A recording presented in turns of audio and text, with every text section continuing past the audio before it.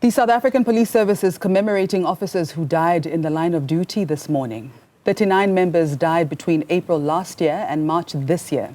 Deputy President Paul Mashatile will be attending the event at the Union Buildings in Pretoria. Aldrin Sampear is there and joins us now. Good morning, Aldrin.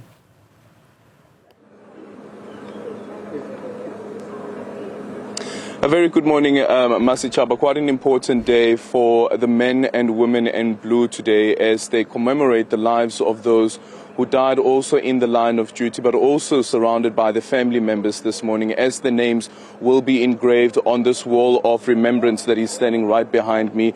We will be speaking in the next short while to General Pokane, who is the head of communications here at SAPS, to speak about this day. But I just quickly want to go through that list of the 39 men and women who died. 29 were shot and killed. 5 died in a vehicle accidents. 2 were hit by blunt objects. 1 was stabbed and killed. 1 was burned and succumbed to their injuries. 1 fell on an embankment and succumbed to their injuries as well. So this day is all about remembering those people that dedicated their lives to the service of making sure that they protect and keep South Africa safe. General Pokane, good morning. Thank you so much for making time for us. Tell us about why this day is so important, not only for the men and women in blue, but South Africans in general. Good morning, a very good morning, Aldrin, and thank you for having me on the show. Ultimately, this is the commemoration day of the SAPS. Every year, on the first Sunday of September, we are at the Union Buildings at this memorial site to honor our men and women in blue. As you've correctly said, this is not just the commemoration for the SAPS, but it is the commemoration for the nation, because these are the men and women in blue that are serving and protecting South Africans out there. And today we are honoring their patriotism, we are honoring their level of sacrifice, but we are also honoring their level of selflessness in making sure that they go beyond the call of duty, go beyond what the SAPS Code of Conduct will say to them, and make sure that South Africans out there are safe and secure. So today we'll have their family members here as well, of course. And, you know, sometimes I wonder, like, once police officers respond to a crime scene and there's fire that's going their way as well, and they retaliate, of course, but then there's a man or woman in blue who dies. What then happens with the communication? How do you tell the family that, unfortunately, this has happened?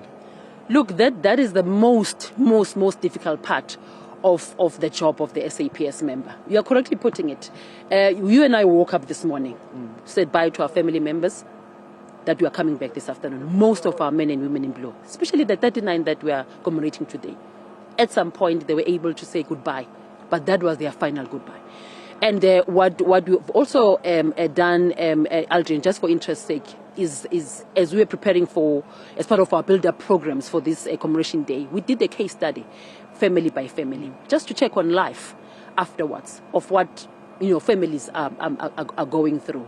Most of our members that are dying in the call of duty, in the hail of bullets that we're referring to, are very young. They are at their prime age. They will be 35, they will be 30, they will be 40, or in the early 40s, one of them, some of them. Yeah. And it goes on to tell you that those are members that are leaving behind 1-year-olds, 2-year-olds, children that will only know their parents just by photograph.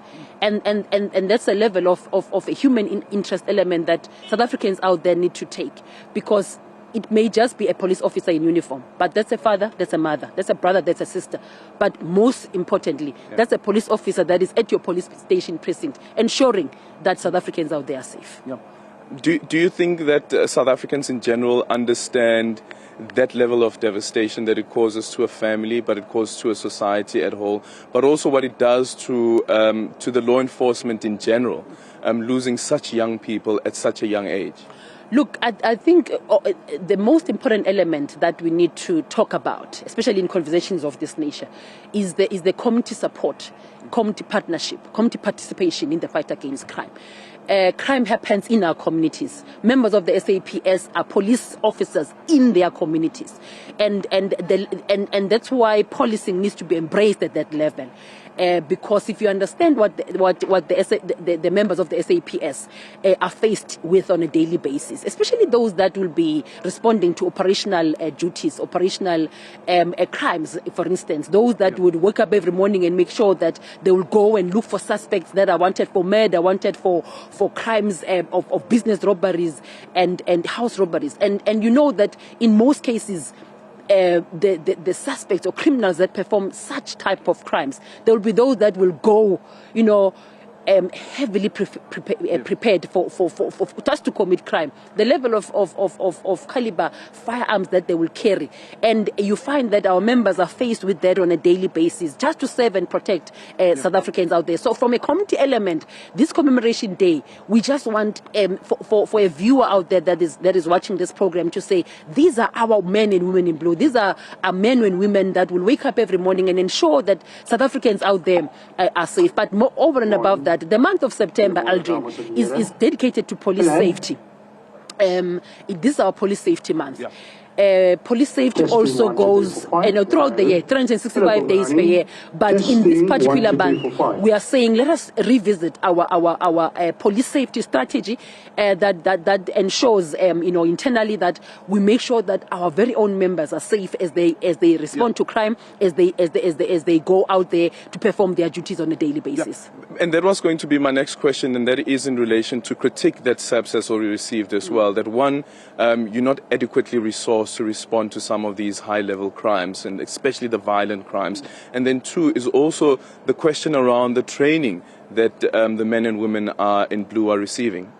Look, the level of training that the SAPS members are receiving, it's training that is internationally recognized. It's training that you and I can be, comfortable to say our members out there, even at the level of basic training, the training that we give is sufficient for them to carry out their duties. But over and above that, there will be training that will be operational. That's why we have got operational environments like your TRT at district level, and you have got at provincial level your members of the National Intervention Unit, your Special Task Force. There are a number of specialized operational environment in the SAPS, and the level of training that goes there is very much detailed. There is one specific profile, because what we've been doing throughout the month of August was just to profile women in the SAPS that will thrive in male-dominated environments. One specific interview that received most coverage and a story that was told was of a female Special Task Force member. And this is a female that received a level of training that was not tailor-made for a female.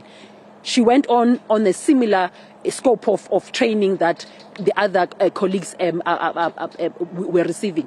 And it talks to the level of training that we give to our members. Also, we take SAPS members for international benchmarking. Yeah. Training expertise. So you'll find that there is a lot of investment, a lot of budget as well that goes to training an SAPS member. A task force member, for instance, it will take a budget of close to R1 million just to train one police officer. So from the level of training, there is a lot of investment that goes there, because we understand very well that these the SAPS members, our priority resource in making sure that we are able to serve and protect South Africans out there as per our constitutional mandate. Quickly speak to us about an issue that has been raised consistently also by even the previous administrations, and that is when men and women in blue die in the line of duty, are killed in the line of duty, the type of response that should come from the justice system. Previous ministers have said that it's not adequate, because you must create a form of deterrence that would deter the so-called robbers who would be attacking the police from doing that. Look, Aldrin, I'm happy that you're raising such a question, because there's been a lot of work from the criminal justice cluster in making sure that those types of crimes are looked into. Police killing is not just any killing. Yeah. We are literally challenging the authority of the state. You're pulling a firearm in the face of a police officer in uniform. That on its own must talk in as far as consequences are concerned. That is why when you look at the convictions of late of those criminals that would have shot at police officers, the level of sentencing, of conviction, We see them getting life sentence. We see them getting, multiple years of imprisonment. The recent one is the 12 suspects that were convicted for police killings, and jointly it's about 139 years of imprisonment. So there is that level of seriousness that we're now seeing, so that when somebody out there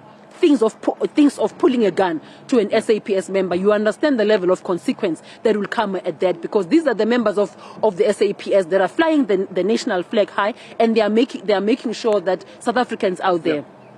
Do you think that justifies the approach, like perhaps the approach that has been taken by the KwaZulu-Natal Provincial Police Commissioner? That listen, these men and women sometimes are firing live ammunition at the police. Surely they also have the right to defend themselves. Look, I think it goes on to the laws that are governing policing, the Constitution itself, and that gives the SAPS, the authority and the power to execute their duties. So in everything that the police officer, a police member will do, is in execution of those duties, supported by relevant legislation. You're making an example of KZN. We know that there's been a specific focus and a spotlight on KZN on some of the number of incidents that we have seen where police are able to retaliate, because I think that's what needs to be important. They will not just go out there and just pull and just shoot anyone, but they will be in execution of their duties retaliating. It's not only happening in KZN. We've seen it in the Eastern Cape, we've seen it in the Western Cape, we've seen it in Gauteng and across the country, because that's what needs to happen. South Africans out there must feel safe. Members of the SAPS, as they execute their duties, they must make sure that they do that as per the code of conduct, but ultimately theirs is to serve and protect South Africans out there. General Pokan, thank you so much for your time. One of the issues, actually, Mashatile, that I would have loved to have raised with her as well, is the issue around the post-traumatic stress disorder that some SAPS members suffer, considering some of the heinous crimes that they have to respond to. But we will be speaking to various other guests and senior management from SAPS throughout the morning as we build up to the main event a bit later on today, where the Minister of Police, Senzo Mkhunu, will be delivering the keynote address and really saying salute to the 39 men and women in blue.